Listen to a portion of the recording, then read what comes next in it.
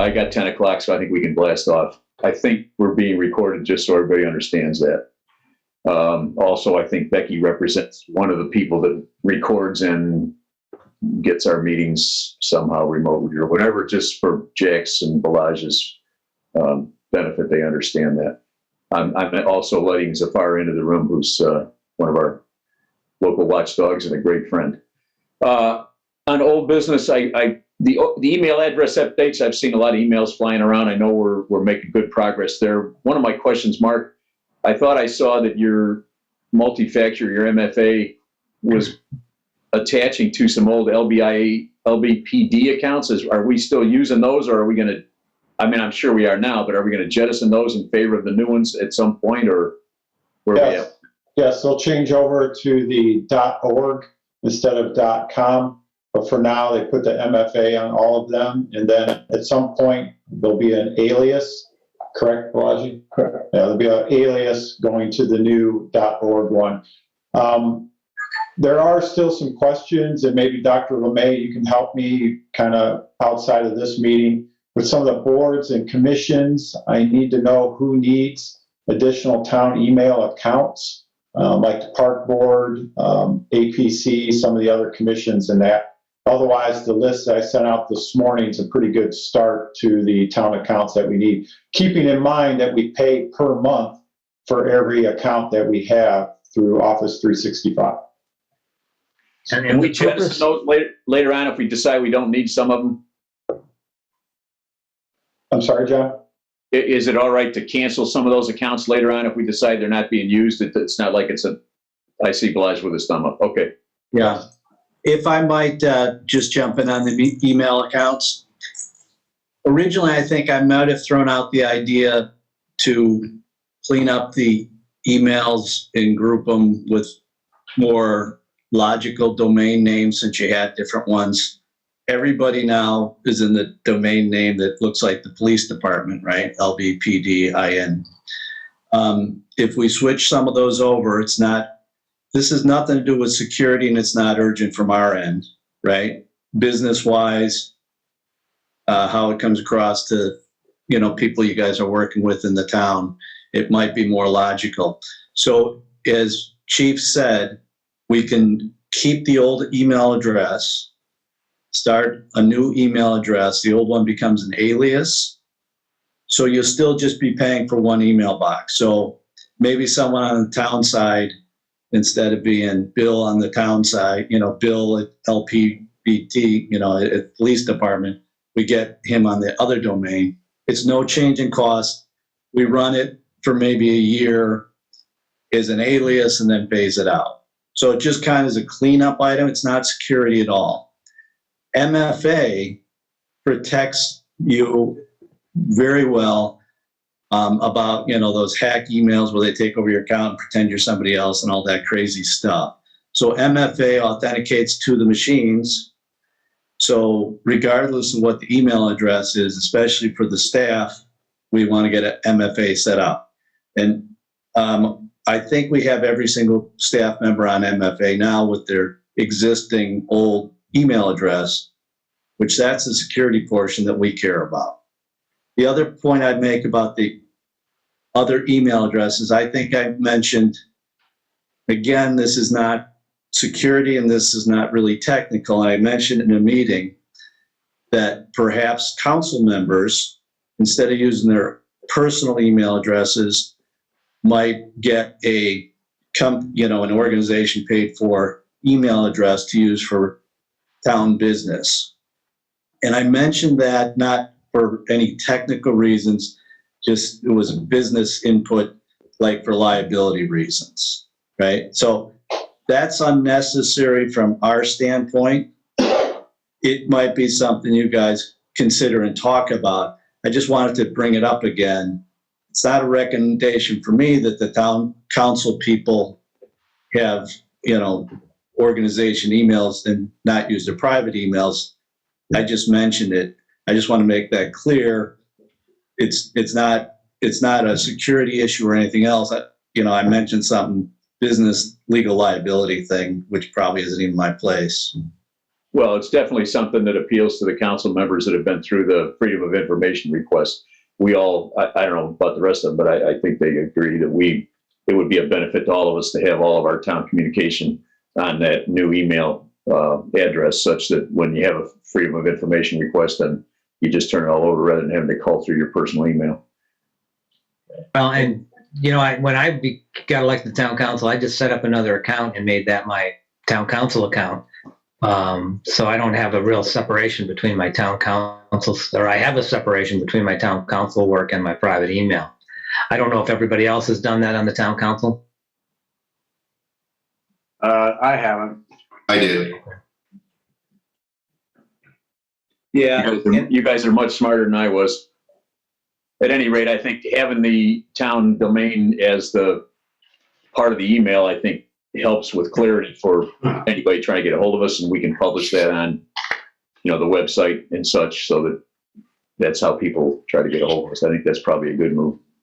Hey, John. Oh, if it's, go ahead.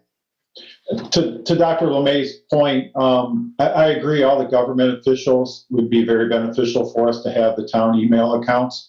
And then maybe some of the more pertinent people on the boards and the commissions that are, sending out information or public requests or keeping minutes, and that the cost is it's minimal, like $5 a month. But obviously, if we can save 12, licenses a month, $60 a month, we're saving $720 a year here and there. So it's not like it's a overly burdening cost, but I definitely agree we should have them for our council members and other government officials. Yeah, so in the future, when somebody gets elected, they can jump on with a new email, and obviously the old guy jumps off. And so, okay. Anything else on email addresses? It looks like we're making good progress. Is there anything you need, Mark or Bilaj, or are we doing all right? Well, the only other thing, John, is, and Mark, we would like to look at, there's one more additional feature. You guys use Office 365 for email. We authenticate it to the machines. That's MFA. There's something called ATP, Advanced Threat Protection, and we'll get pricing on it. It's another level of security that's offered through the Office 360 email hosting, and it'll, prevent malicious files and launch, if someone clicks on the wrong thing, it's helpful in stopping some of that. So we can get a price, but it's a little more money per email box. So it's something for us to look at, and we can get that to Mark. Thank you. From my take, when you read the national press, anything we can do to further lock down our operations, I think the better. So that's a great idea if we can take a look at it for numbers. If not, then we'll leave the email addresses area. The domain acquisitions, I think we're done with that. That's my assumption, Bilaj, or... Yeah, those are all done, been purchased. When we did purchase them, I went ahead and got 3-year agreements on all of them, so we're not revisiting it. And then 3 years from now, we'll just go back in and do the renewals on them. Is that kind of a first refusal sort of thing where the domain names don't evaporate if somebody forgets to re-up? Or I know we're on autopilot right now, but I think about future administrations and that sort of thing. Do they notice us? As long as Yeah, I've got a matter of fact, come to think of it now, I did put them on auto renewal with the town's credit card, so we should be good. So yeah, I did remember I put them on auto renewal. So I hear these horror stories occasionally where some corporation has some little mutt that winds up getting their domain name and they've got to buy it back or something. I obviously that wouldn't be an issue with us, I wouldn't think. But very true, very true. Hey, Balaji, perhaps, Mark, I would have guessed, Mark, you have your email address tied as the administrator contact on those accounts. Maybe Or help desk as well. That's what James. help desk as well. Yes. Balaji's going to add, Yeah, that's a good idea, because that's when it falls through the cracks. What I've seen is, Mark's here today, it's his email address, he leaves, we never think about it. A year and a half later, it goes to his email address, we don't see the renewal, stuff like that. So get multiple email addresses, including ours, on there, Balaji, please. Sure. good idea. unless somebody else has something on domains, we'll move on to equipment. And I know you guys are feverishly doing different things, but maybe you could just bring us up to speed on where we're at. I know Mike and I and some of the other council members are working on the capital plan. And hopefully, you guys are moving along. And if there's anything else new we need to hear about or whatever help we need on purchases, let us know. As of this morning, I went out to Acme Communications. I picked up our first new PC unit that came in. We ordered for Sergeant Schooley to replace one of the outdated units. So after this meeting, Balaji's going to help us get that one up and running. Acme already did a lot of the upfront stuff, loading some of the Microsoft software to it and that. I have at least enough funds to buy 2 more units yet this year so it'll be a total of 3 units that we'll be updating. Some of the units that have been identified that are outdated. We updated the latter part of last year 3 laptop units. So again, taking it out of our operating budget, which has been good. So that's moving along well. The server, we got to talk about that. I'll kind of defer that to Balaji.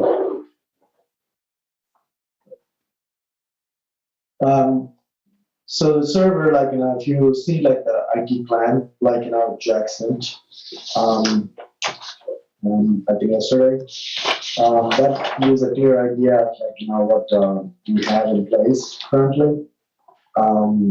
So one server for the town hall, that is a newer server. It has warranty. It's not out of date. The one for the police department is the one which is out of date and end of life, and that has to be replaced really soon. Or the idea is to move all because there is no applications, nothing going on. We can move to cloud OneDrive, which doesn't need a server at all for the police department. So by doing that, we are eliminating an out-of-date computer on the network, means the server. So that's the police department server, it's been out of warranty after 2015, it was never, it's a small business server, 2011. I want to move that away to upload all the data to OneDrive and then have security permissions set up for whoever need access to it. Balaji, what would be the difference cost-wise annually on the OneDrive compared to if we just replaced the server? Would there be some savings in the long run to us, or? Yes, to be honest, since we have an Office 365 tenant, we have by default about 2 terabytes of data we can store. Okay. By default, there's no extra cost. Mm-hmm. So there won't be any cost at all to replace this, but it'll be only our job to move the files from the server to the OneDrive and give you guys access. Now, here's the little catch. In order for you to go to OneDrive, almost all the computers who need access to those files should be Windows 10 computers. Okay. It cannot be Windows 7. It's because Windows 7 cannot handle OneDrive the way how it is set up. Mm-hmm. So it has to be Windows 10 computers. That's the only catch. Which we still have a few units that are on Windows 7 that we need to address. I know we've addressed some, but there's still just a couple of them. Mine being one of them that we have to get updated, and we are working on that as well. So budgetarily then, when we looked at the capital plan, are you okay with some of the numbers we were knocking around as far as those server purchases looking forward then? I think honestly we won't have to have those expenditures. If we go to the OneDrive, there'll be a minimal cost, if anything, to our current Office 365. And then we'll look at, saving that $8,000 or so. So in the long run, it'll be savings to the town. I think, if I'm correct, the computers in both water and the clerk's office, those are all on Windows 10 already. Correct? Yes. Yeah. So we're good in Bill and Deanna's office and that. It's just on the police side, there's some updating that needs to be caught up yet. Okay, great. Anybody have any questions on equipment needs? What I'd like to do is maybe flip these two. I've got cyber insurance on the next part of the old business, but I think that's a little bit of an elephant in the room.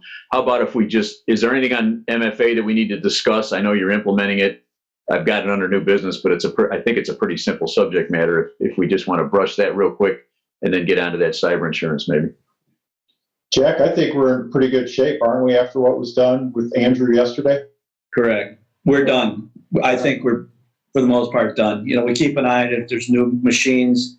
Again, one thing I'll just mention to the chief, when we turn over machines, we have to do it on the new machine, right? If someone's using a second machine, maybe from their home or something else, and I don't know that anyone's doing that, we want to authenticate any machine they're using email on. So it's sort of an ongoing process, but we're done for now. Okay. Can you describe what that means to the average schmo once we switch over onto the longbeachin.org domain as far as how our email will work? Balaji, why don't you address real quick? So it's real simple for the people working in office, right? We take 2 minutes or so and go on the machine and sort of register the, machine to Office 365. So that's a step, besides your password, it knows your machine. That's another, how would you do it, Balaji, for these council people who are, like John, who are working from their home? How does MFA work for him, and how does it inconvenience him? There is no inconvenience. The only thing is like, for example, if you're logging to a bank, you have to do a multi-factor authentication, right? When you log in, it'll ask you to authenticate to your cell phone. Same way, for checking emails, when you log into the email, and if you are logging through a web portal, it'll send you a little text on your cell phone. Just put in your code, authenticate, and then log into your email. That's it. It's just one extra step. That's why it's called two-step authentication. So anybody gets access to your password or something, they have to put that 4 or 6-digit code Microsoft sends you to authenticate. Now, when you're inside the office, if you're setting up Outlook on your computer, that Outlook has a unique password set up by Office 365. It's unique, and that same password cannot be used in a different machine. So if you have 2 machines in the same office, each machine will have its own unique password. So basically, for example, if you change your password, you have to re-authenticate. So same thing, and it's just an extra one step. Each device is unique. If you're, say, for example, if you're want to register your email on your phone to receive emails on the phone, that particular device have to be authenticated once for a unique password. You change your phone, you have to re-authenticate again. So it's just anything changes, you have to re-authenticate. That's the one extra step we are adding. That's a multi-factor authentication that provides a security for the entire Office 365 account. So will each of us have to bring our devices up to the office sometime when Balaj is there and get this punched in? If you're using Microsoft Outlook, you can do that. If you're not using Microsoft Outlook, you're just going on a web portal, how you're checking your emails on Gmail. There's a web portal for Office 365 as well to just log in on a web portal. You don't need to bring in any device. We can just walk you through it. It's just pretty self-explanatory. You'll just log in, put your password. It'll send you a text to your cell phone. You put the code, you're logged in. Done.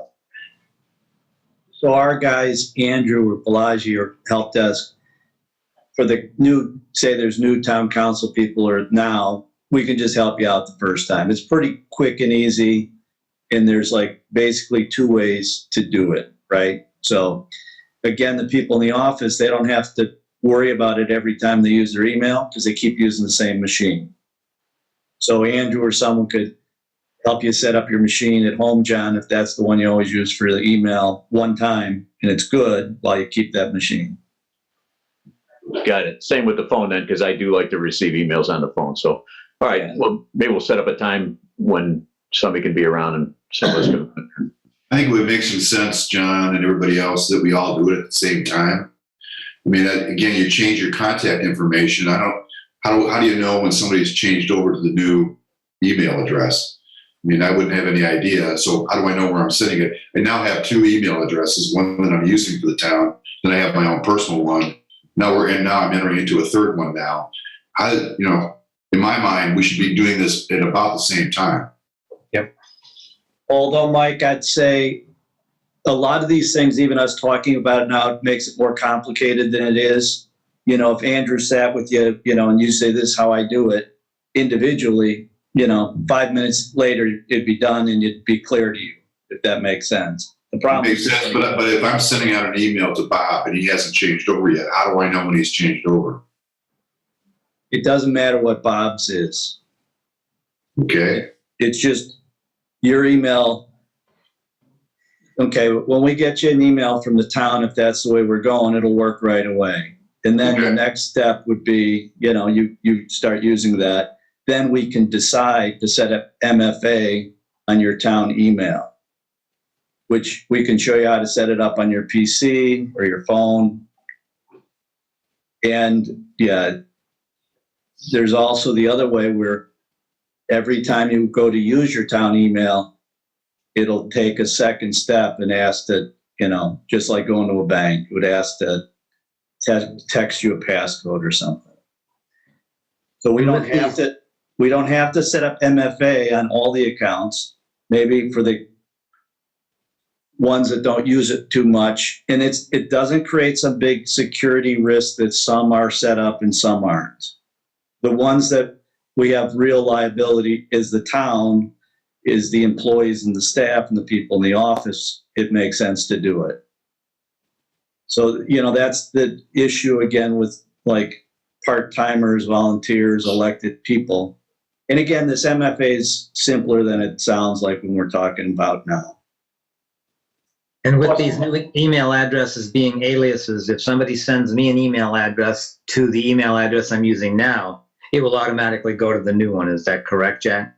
Yeah, it's seamless and you won't even really know which one, so it's easy. Yeah. And, I have an alias. I probably have 3-4 email addresses and the alias have been around for over 5 years just because I never phase them out because it doesn't cost anything, right? But the newer people I deal with get used to my newer email address over time. And Mike, to your question also, you have the option that you can use, multiple aliases if that'll help you too, to make sure you're not missing emails and you're just checking, the one account. So you can have more than one alias on there too to help you with that. Sounds funny coming from a police officer. We'll be doing an identity check on you later on. I need your fingerprints. So Sounds like we're all criminals. One quick question. So if I have my personal email, like John Coker and I both have, that we've been using, that's not an isolated email strictly for town business, will all the emails that dump into that account wind up in the new town account if we have the old account as an alias? If it is an external email, John, say for example, you have a Gmail account, right? We can help you set up like a forwarding from that email to the new email address. So any emails sent to those emails will be automatically forwarded to that. And we'll make sure it's not stored there on that email and causing any emails getting clogged on that account. We just make sure it's strictly forwarded everything here, not stored anything. So moving forward, when you reply to any email you receive, which was received in your old Gmail account, it'll send an email back with your new email address. So when people receive it, they'll get the new email address automatically. Then they can update their Outlook account for you, the new information. So Gotcha. And you won't lose it. I had to do the same thing coming in behind Chief Solkowski in that. He had an old Comcast account that was getting a lot of junk email and that, and we eventually phased that out because it was just too much every day, seeing 30 spam emails a day coming in and that. So it took me a little while, but after that, it's been a lot better. So, but like Jack said, a lot of this it might seem difficult right now, but it's not. Once you get it set up and that, you'll be up and running before you know it. So do you want to, as far as these individuals that are in the meeting today, do you want us to just coordinate through what's going to be the action plan for each of us then? Do you want us to contact some individual in particular, talk to Mark? What's going to be the plan? Once we have this email set up, we can walk through every person just one time, just to set up forward from there. If it is not an alias what we have, it's like a Gmail or Hotmail or Yahoo account, we can just log in and like set a forward from that email to the new email after we set it up. So it'll be like 2 minutes shots. What, I'm sorry, Balaji, when it's like the 5 town council members, when can we set like a deadline to set their 5 up and get them on that new longbeachin.org one? When do you want to plan on doing that? Anytime, like, you know, I'm ready to do it anytime. So Okay. you can just tell me a deadline and get it done. Should we just send an email to Balaj then individually and set up a time for an appointment or something? Yeah. Like, John, I can set it we'll up. send- Yeah, sorry.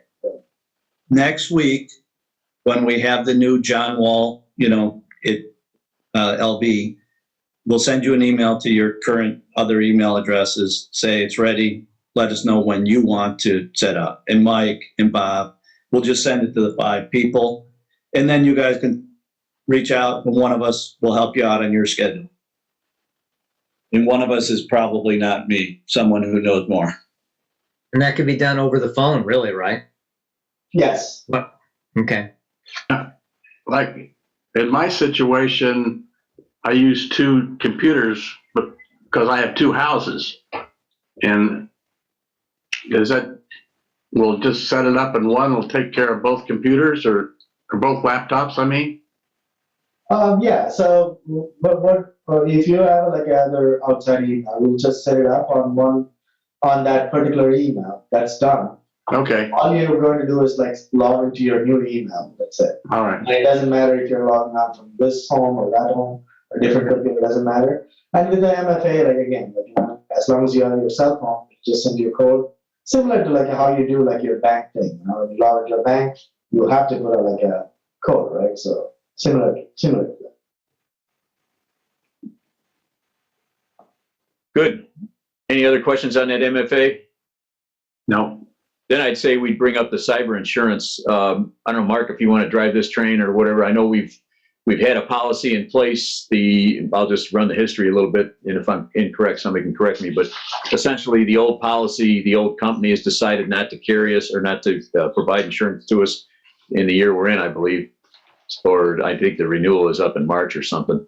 So we have to find a new vendor for an insurance policy. And I think there've been a little bit of communication going back and forth among some of us to, see what the issues are and identify them and solve the problems. Mark, is that something you want to discuss? Sure. I spoke to John Jones from Michiana Insurance, who currently handles the cybersecurity policy that's in place currently. It expires March 12th of this year. His fears moving forward were that if once we secure a new policy, we have to meet a lot of the MFA and other characteristics that were listed in there. I'll kind of defer to Jack on that. I don't know, Jack, if you had a chance to look over that email from John Jones, and do you guys feel comfortable on we can meet what they're asking for in there related to our servers and email accounts and that and the other security features? Yeah, Mark. The cyber insurance, they lay out some things. They want you to be locked down and secure, right, for them to write a policy. So the suggestions they have for us is less than what we're going to ask you to do, right? So even that advanced threat protection, I said, we'll get you a price. You guys said you want to do it. Balaji wants you to do it, so it's not too much. We're going to do it. So anything they have in those policies, we're going to do more than that for your security. And here's my 2 cents on cyber insurance. It seems like it was only 3-4 years ago, I was telling people buy cyber insurance. And again, as a technology and a business guy, they were pricing that stuff low. So it was a really good deal. And what's happened is that market got hard, as they say in the insurance business.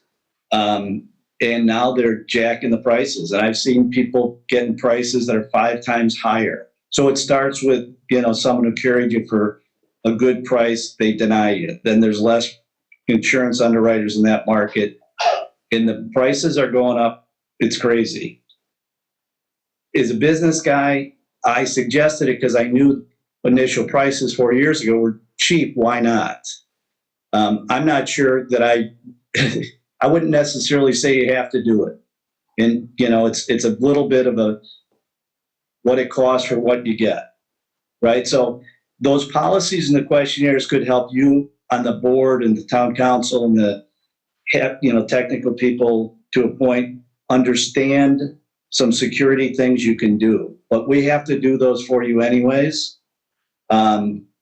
So you really want to be secure and tight, protect your data.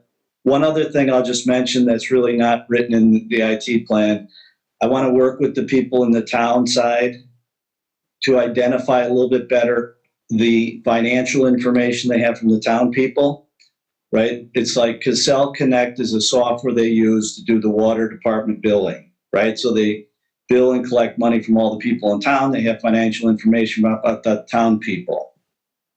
There's lots of people who take credit cards and bank information, health information in the health field that you got to be very, very careful. Typically, good software, say Epic, doctor in your business, when you put that information in, it's the social security number, it protects even the person who just put it in can't see the full social security number anyways. So Cassell Connect, I want to look at that software and see if it's the best version. And then once we figure out where that information is, I want to reduce the copies of the financial information. So if they're in an open file cabinet in the office, we got to identify that. Andrew was talking a little bit with the staff over there today about the information, where is it stored. We're going to put that together and, I'll talk to you guys about any recommendations we have. I believe Mark brought this up before. A lot of the sensitive police department information isn't really on the server. It's in a software, an online software that they use, right? That has built-in safeguards for getting that information leaked out. So anyways, there's things we're working through, and MFA and ATP are part of it related to email for security, protecting the data, knowing where the sensitive data is that we're working through. That stuff's keeping something from happening is more important than cyber insurance. And as the price goes up and up, that's going to be a business decision for you guys, whether it's worth getting.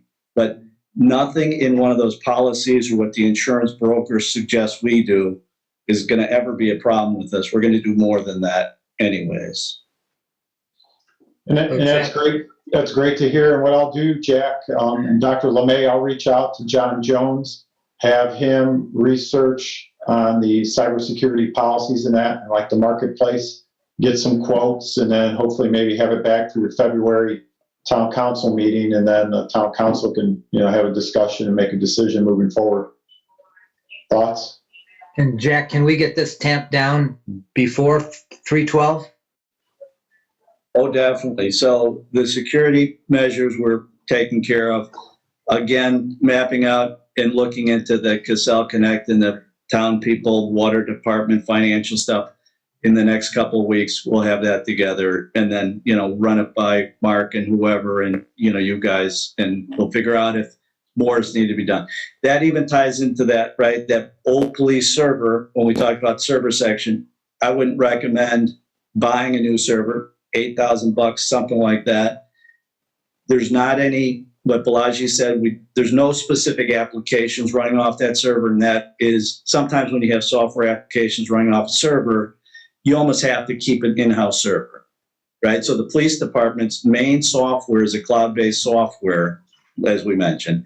The only thing on the file or the police department server is some storage of files. So we're going to move that to OneDrive, which is Microsoft's storage solution. You've already paid for it. It's free. It just takes, Balaji and the team some time to move it, and then it'll be secure there. So anyways, we can get everything. That time frame's not a problem at all, Bob. So your thought is if we can get all this stuff done at March 12th, we may not have a need for cyber insurance because we are pretty well protected. That's your advice, right? Yeah, and even the cyber insurance policy and the brokers and everything, basically, one of the things they're doing is making sure that your own IT is doing what they should be doing and making sure they know what they should do. That's that questionnaire. Did you do this? Did you do that? A million things. And it's a nice roadmap for what to do, but it's not teaching us anything, right? So Again, is cyber insurance worth it? It's some other layer of protection. What I do know is when people get hacked, and they have some data breach, and the ransomware people say, send me a couple bit, it's a lot of money sometimes. And that cyber policy, the best part about it is they paid the ransom for people. So there's a benefit to it. It just, what are they charging for that? I'm not sure. It probably will depend on the pricing. Do you know what you paid last time, Mark? It was not. It was a pretty basic policy. I want to say it was less than a couple of grand, wasn't it? I think it was like $1,800. Yeah, And I don't think it wasn't a very well developed plan. It was just basic. And I think that's why they're not renewing us, is because we're going to find when the new policy cost comes out, it's probably going to be much more, probably $3,000-4,000. So I'll still just get the numbers from John Jones so the council can take a look at it and then can make an educated, decision moving forward. Is it worth it? Is it a minimal cost, or are we looking at, thousands of dollars for this? And so, Jack, if we've got all the hardware and software protection that we can have, then I guess the one place where there's, and I don't know, we can fix that, guaranteed for sure, is the human factor. Say we have an employee that just decides they're going to give out their password or something like that. Does cyber insurance give you protection against that sort of thing, or is that not covered? Yeah, my experience with the cyber insurance, it pretty much covers for anything.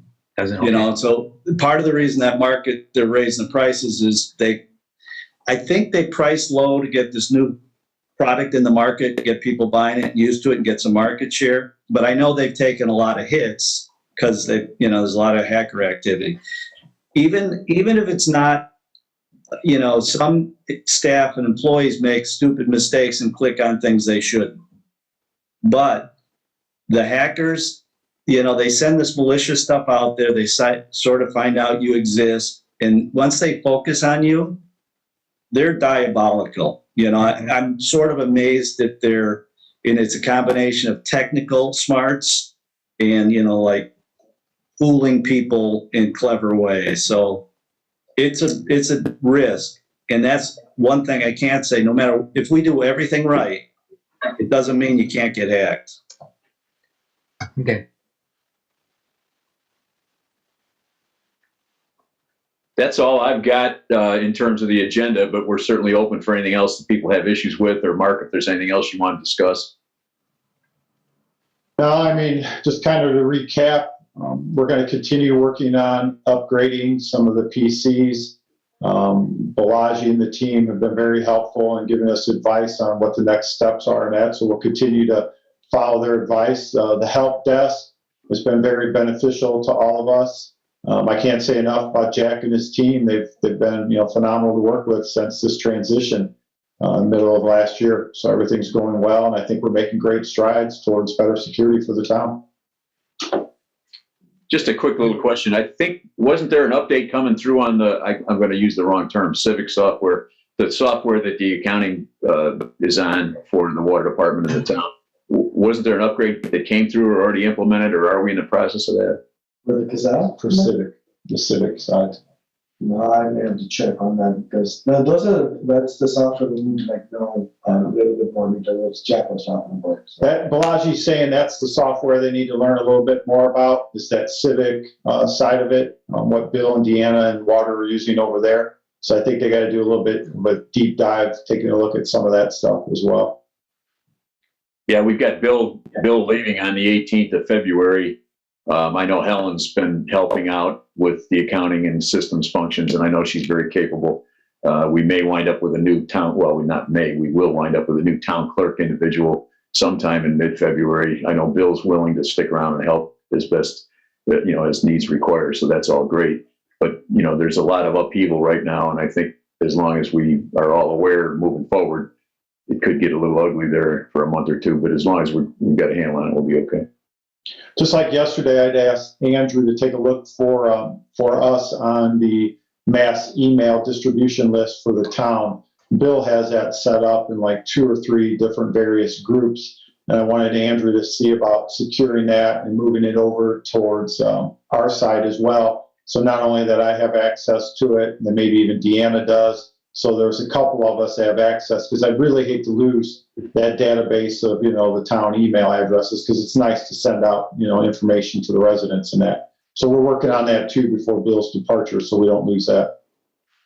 I think that's great, because that thing was kind of cobbled together from pieces. Some of it was political lists, some of it was, people that sent their names in. And then every now and then we would request the town people send in emails. Maybe we just need to do that again. Once you get your feet on the ground and get that thing assembled and in a good fashion, then maybe we advertise, do a little PR again to tell people, number one, it's a public safety sort of thing. If we have something we need to get out quickly, but it helps, like the fire department, for instance, sometimes contact information if we got a call or a late night alarm call or some crazy thing. So there's lots of reasons why populating that list as best we can is a good thing. So I think that's great.